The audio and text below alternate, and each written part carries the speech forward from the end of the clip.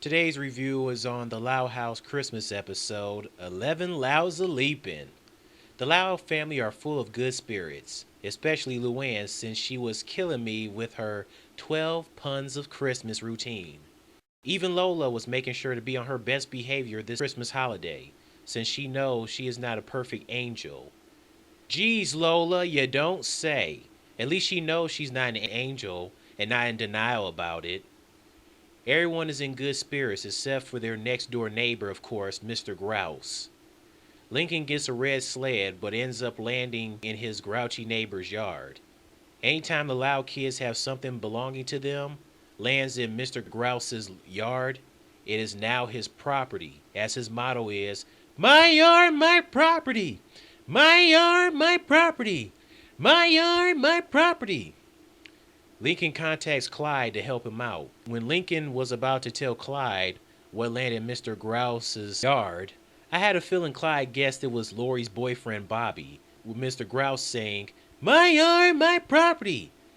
Bobby goes, "Babe?" Oh, Clyde is so jealous. Oh, he loves him some Laurie. Clyde distracts Mr. Grouse until he heard a noise in his yard.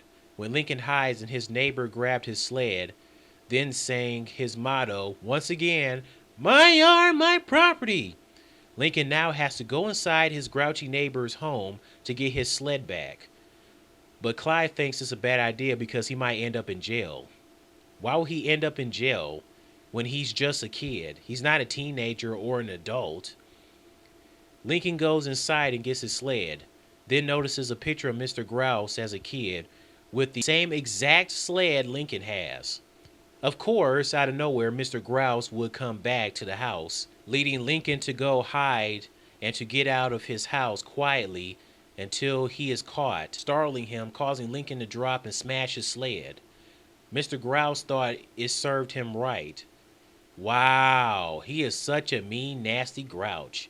He calls Lincoln's parents, but no one answers based on how loud and ruckus the Lau household is. They're not called the Lau family for nothing. We find out why Mr. Grouse is such a grouch. It's due to the fact that he has not seen his big family in 5 years and doesn't have the money to visit during the holidays.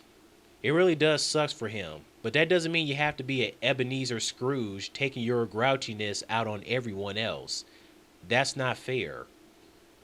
And Lincoln can actually feel his pain and can understand that it has to be hard to miss his big family.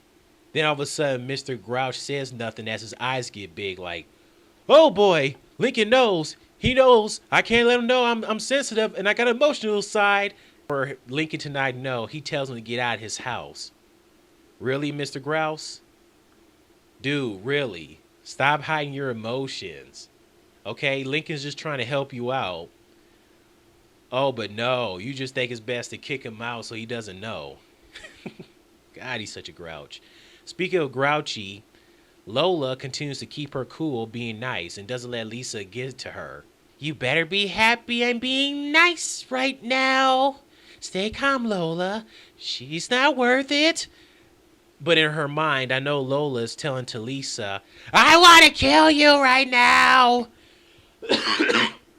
Man, Lola is so scary when squinting her eyes, gritting her teeth. Goodness, she's so scary. Especially with that gap teeth. I mean, the gap teeth looks cute, but when she frowns and is angry, oh, so scary. Lincoln tells his sisters about their neighbor not being with his family for the holidays.